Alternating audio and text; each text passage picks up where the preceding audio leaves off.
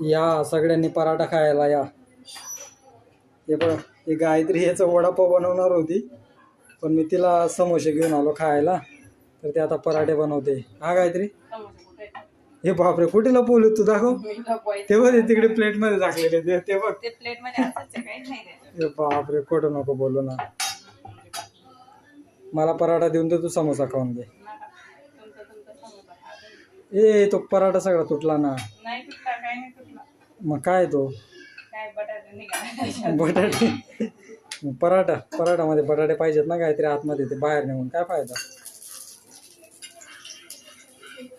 त्यापेक्षा पुरणपोळी बनवायची ना मस्त. आता काय राहिलं तेव्हाच बनवणार. पुरणपोळी ठीक आहे. सगळ्यांना, आपले जेवढे फॉलोअर्स आहेत ना तेवढ्या सगळ्यांना बोलूया आपण.